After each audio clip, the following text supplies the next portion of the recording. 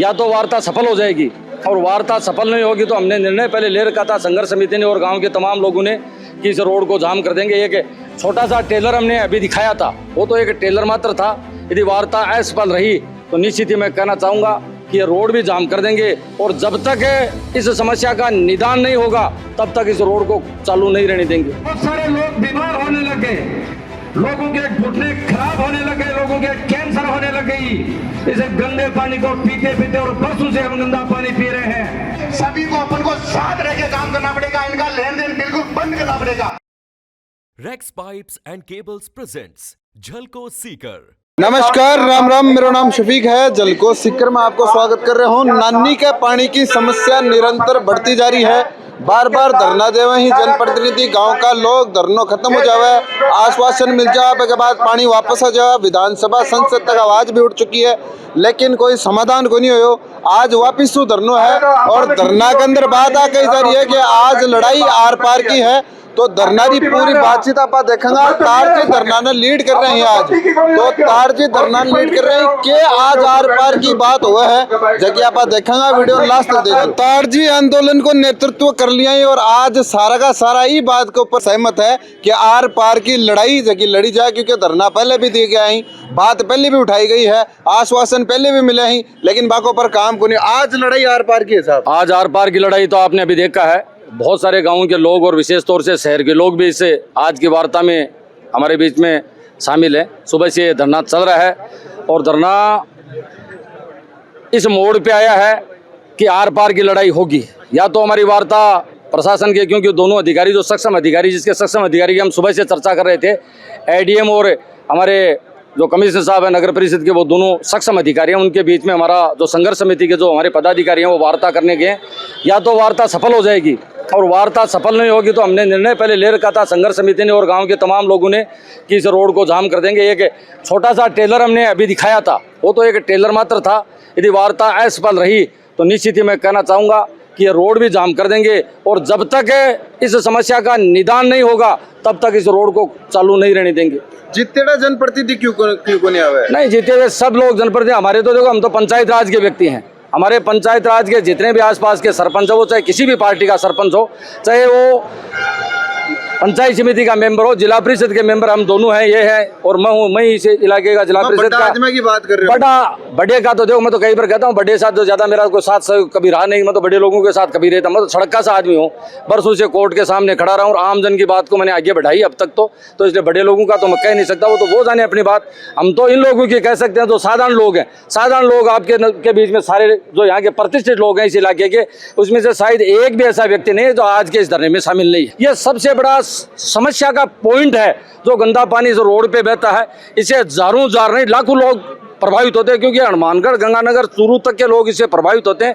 विशेष तौर से हमारी जो महिला शक्ति है वो बहुत परेशान होती है। हमारी बच्चियां जब पढ़ने के लिए स्कूल कॉलेजेस में जाया करते हैं, इस रोड से गंदे पानी से वो निकलती हैं, अच्छी ड्रेस पहन के जाती हैं। हमारे महिलाएं जो शादी विवाह में जाते हैं बहुत अच्छा परिधान पहन के जाती हैं, इस रोड से निकलती हैं। तो कोई बस वाला तेज गति से आता, ट्रक वाला तेज गति से आता, तो ये गंदा जो सीवरेज और ड्रेनेज का पानी है उनके पूरे कपड़े खराब कर देता है। लोग यहाँ फिसल के गिर जाते हैं।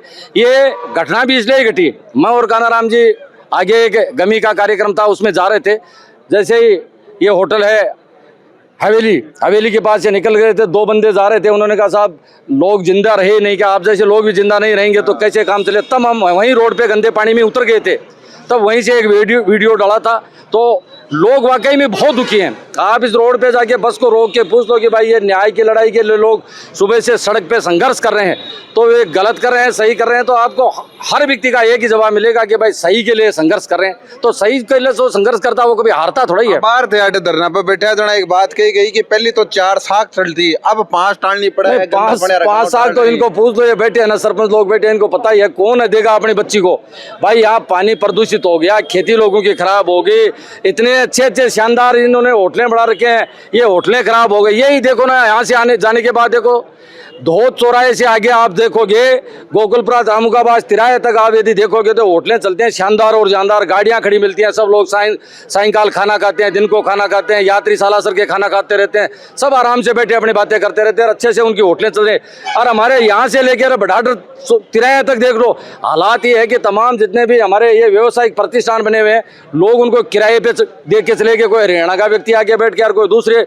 उसका कारण मैं यही मानता हूँ जो 5वें साख की बात है, क्योंकि यहाँ व्यवसाय चल नहीं रहा है। तो जब बच्ची किसी को देगा, कोई अपने बाप अपनी बेटी को देगा, तो वो 10 बार सोचेगा यार यहाँ की ज़मीन है, इसके न तो भाव बचे हैं, यहाँ खेती सारी खराब होगी, यहाँ का पीने का जो पानी हुआ करता था, हमारा जो ग्राउंड वाटर जिस पे हम आधारित रहा करते थे उस पानी पे, वो सारा यहाँ गंदा हो गया, तो कौन अपनी बच्ची को दे, इसलिए 5वां साख भी टलने लग गया। बिल्कुल बिल्कुल, गंदा पानी का 5वां साख टल रहा है। बिल्कुल, अलग ही पीड़ा होगी। आज जो आंदोलन है वो आंदोलन है कि ई रोड को पानी ई रोड पर नहीं आवे, और आज के बाद आओगे भी कोने, अगर आओगे तो दोबारा ठे मिलेगा। प्रशासन ने ये बात के लिए चेतावनी, अगर थारो पानी है तो थारे कन्ने रखो, या ऑटो बठन बेचो, या इतने तारो प्लांट बनाओ, या कोई तरीका तारे व्यवस्था करो, पर बी रोड को पानी बाईपास नहीं होना चाहिए। खूब लोग आसपास का 50 गांव ये प्रभावित थी, सब लोग आया, सब जनप्रतिनिधि ही, सब आसपास गांव का सरपंच ही, और जबरदस्ती तरीका से लड़ाई लड़ रहे हैं। अगर नहीं मांगेगा तो मैं रोड पर जाम भी करूंगा, मेन चौक पर जाके जाम करूंगा। बिल्कुल बिल्कुल, मेन रोड जकी जाम कर देगा। बाप 5वीं साख टल रही है, जकी थाकी टल रही है कि बिल्कुल टल रही है। को नहीं हो रहे, बताओ।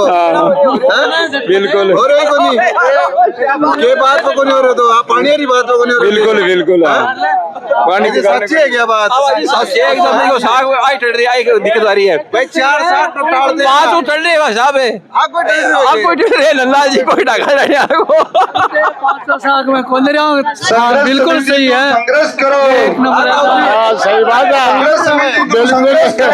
पंचायत राज के जनप्रतिनिधि हैं, बिना किसी दल के, चाहे वो पंचायत समिति का मेंबर हो, चाहे पंच हो, चाहे सरपंच हो, चाहे पूर्व सरपंच पंचायत समिति का मेंबर हो, या किसी भी दल का जागरूक व्यक्ति हो, या किसी भी दल का कोई अध्यक्ष हो, सब लोगों ने आज से 5 महीने पहले हमारे सही स्मारक ढाकों की ढानी पे एक बड़ा प्रदर्शन किया था। उस प्रदर्शन में सब लोग सम्मिलित थे, जिला प्रशासन के लोग और म्युनिसिपल के लोग वहां से धरना स्थल पे आए, हमारे इसी प्रतिनिधि से बात की, और बात करने के बाद उन्होंने कहा कि 4 दिन बाद में कलेक्टर साहब से आपकी वार्ता कराएंगे। हम सब लोग मिलकर कलेक्टर साहब के पास गए, बात रखी, यहाँ के डीएफओ साहब जिनका ये अधिकार क्षेत्र में आपका ये पूरा भीड़ है, नगर परिषद के अधिकारी, और वार्ता करने के बाद यही जो आज इस मंच पे विराजमान हमारे जनप्रतिनिधि हैं, इस भीड़ का भ्रमण किया गया, 2.5-3 घंटे का सार्य निकला कि आज के बाद एक बूंद पानी इस भीड़ का चल के जो निकला हुआ पानी ऐसे रोड पे आता है, एक बूंद पानी हम इसे सड़क पे नहीं आने देंगे। हमने विश्वास किया, सब लोगों की राय भी थी, छोटी मोटी उस समय उन्होंने जेसीबी भी लगा रखी थी। धीरे धीरे वो समय बीतता चला गया, बरसात का सीजन आया, ये वापस जो रोड, जो सुंदर रोड हुआ करती थी, हमारे छोटे छोटे काश्तकार साथी जिन्होंने इस रोड पे छोटे छोटे व्यवसायिक प्रतिष्ठान स्थापित किए, किसी ने पंप लगाया, किसी ने कांटा लगाया, किसी ने होटल की, बहुत सारे ऐसे काश्तकार साथी हैं जिनके घरों के गेट भी इस रोड पे खुलते हैं, और वो गंदा पानी फिर स्टार्ट हुआ, और पानी बहता बहता बढ़ाटर के उस ऊंचाई तक वो पानी चला गया। वहां एक जोड़ है, उस जोड़ में धीरे धीरे वो पानी गंदा भरने लगा। समस्या इस पानी की नहीं है, समस्या इस गंदे पानी से नहीं है, समस्या इस बात से है कि यह पानी धीरे धीरे गंदा पानी जमीन में रिश्ता चला जाएगा, और हमारे आसपास अंचल के ये 30 से 40 ऐसे गांव है जो ग्राम पंचायत मुख्यालय पे और छोटे छोटे रेवन्यू जो ढानियां भी हैं, वो गंदा पानी जिनको हम सब लोग पीने पे मजबूर हो जाएंगे, सबके पास आरओ नहीं होता, सबके पास फिल्टर की व्यवस्था भी नहीं होती। गंदा पानी हम पिएंगे। कल चर्चा ढाकों की डाणी में शिव जी के मंदिर पर जब रात्रि का जागरण था, वहां भी इस बात की चर्चा हो रही थी कि बहुत सारे लोग बीमार होने लग गए, लोगों के घुटने खराब होने लगे, लोगों के कैंसर होने लग गई इस गंदे पानी को पीते पीते, और बरसों से हम गंदा पानी पी रहे हैं। इसलिए बंधुओं, सब लोग यदि जागरूक हैं तो हम सब लोगों ने एक बहुत बड़ा पॉजिटिव प्रयास किया, और बिना किसी राजनीतिक पार्टी के प्रयास किया है। सब दलगत राजनीति के लोग जो जागरूकता रखते हैं, समाज का जब भी कोई चिंतन और मनन का विषय हुआ करता है, यही समाज के प्रतिष्ठित लोग कहीं न कहीं उस काम में आगे रहा करते हैं। जैसे हमारे काश्तकारों की एक सोची समझी चाल के तहत, जिसमें आप भी सम्मिलित हैं, हम सब लोग सम्मिलित हैं, मास्टर प्लान के रूप में सीकर के आसपास के 15 किलोमीटर के रेडियस में बहुत सारे काश्तकार साथियों का चुन चुन के उनके खेतों को ले लिया। ऐसे बहुत सारे ऐसे लोग भी हैं जिनके पास 1 बीघा जमीन बची भी नहीं है, उन लोगों को भी मास्टर प्लान में ले लिया। लोगों में जागरूकता आई, लोग घर घर के लिए निकले, और हमारे मंडी प्रांगण में जब बैठक हुई, मीटिंग हुई, गांव के लोग निकल के आए और इस बात का विरोध किया दल से ऊपर उठ के कि एक जमीन नहीं देंगे, चाहे जान चली जाए हमारी, लेकिन मास्टर प्लान के रूप में हमारी पुरखों ने जो छोड़ी है जमीन हमारे सिंचाई और खेती के लिए, उसमें 1 इंच जमीन हम देंगे नहीं। ऐसे लोग काश्तकार साथी में निकल के आए थे। साहब, आप राज के दबाव में काम करना बंद करो, जनप्रतिनिधियों का काम करो। जनप्रतिनिधि अपने घर का काम नहीं करवाते हैं, ये सभी के सभी काश्तकार बैठे हैं, इनका ही काम है ये। आपको जो बता देते हैं उनका तो आप समझते नहीं हो, रात आप काम नहीं करते हो, बिल्कुल गलत बात है। और जो भी आपकी तहसील में या जो बता रहे थे अभी भ्रष्टाचार ज्यादा हो रहा है, सभी को अपन को साथ रह के काम करना पड़ेगा, इनका लेन देन बिल्कुल बंद करना पड़ेगा। मैं आपको बता देना चाहता हूँ, कोई जो बिगाड़े वो मेरे बिगाड़ ले, शर्म नहीं आती इनको, बिल्कुल कोई रुपया देने की कहाँ जरूरत नहीं है। और आज का अपना ये है, अगला कदम अपना तहसील का होगा कि तहसील से भ्रष्टाचार बिल्कुल हटाएंगे। मैं आपसे वादा करता हूँ, आपको जहां भी जरूरत पड़े बिच्छू आपके लिए तैयार मिलेगा। आप कभी भी फोन कर देना, ताराचंद जी को मैं बुलाऊंगा और सरपंच साथियों को सबको बुलाऊंगा।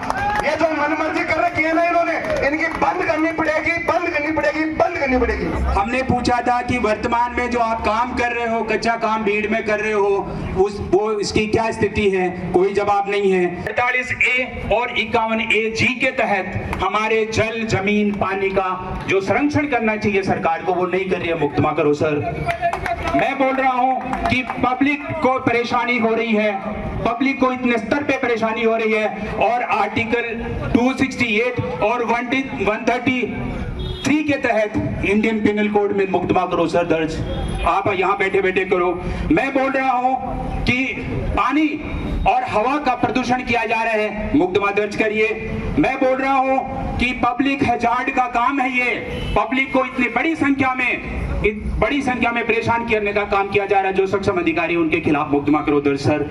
मैं बोल रहा हूं कि जो सिविक प्रशासन है, म्युनिसिपल कॉर्पोरेशन एक्ट बना होगा, म्युनिसिपल कॉर्पोरेशन एक्ट के तहत मुकदमा दर्ज करो सर, यहाँ बैठे बैठे, और हम इसके गवाह बनते हैं और हम आपको एप्लीकेशन देते हैं, दर्ज करिए सर। जो भी प्रशासनिक अधिकारी हैं वो उस रिपोर्ट को सार्वजनिक करें कि इतने लोग प्रभावित हैं और इनका इतना नुकसान हो रहा है। ये घर घर जाकर के, व्यवसाय प्रतिष्ठान पे जाकर के इनको करना होगा, और 15 दिन के अंदर इस संपत्ति का, फसलों का, व्यवसाय का, गंदे पानी से जितने भी प्रभावित हुए हैं उन सब का सर्वे करवाया जाए और उसको सार्वजनिक किया जाए। लोगों का प्रत्यक्ष और अप्रत्यक्ष रूप से इतना नुकसान हुआ है, और उस कौन जिम्मेदार है वो उस रिपोर्ट में वो अधिकारी सर्वे करने वाला लिखे।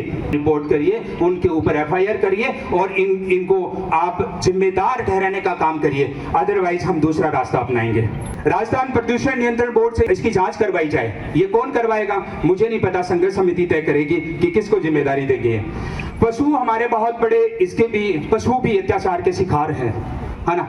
उन पशुओं के लिए भी कोई उपाय हो, इसके लिए डॉक्टर्स की और पशु चिकित्सकों की टीम यहाँ बनाई जाए, और हमारे पास जो नानी में बना हुआ है हॉस्पिटल इसका, और उसके अंदर बिठाई जाए लगातार। प्लांट सीकर प्रशासन अपने खर्चे पे इन दोनों जगह पे लगाए और उनका संचालन सुचारू रूप से करे। ये हमारी कुछ मांगे हैं। ये संघर्ष समिति को अगर अच्छी लगती हैं, इन मांगों को वो इसमें अपने में वार्ता में डाल सकते हैं।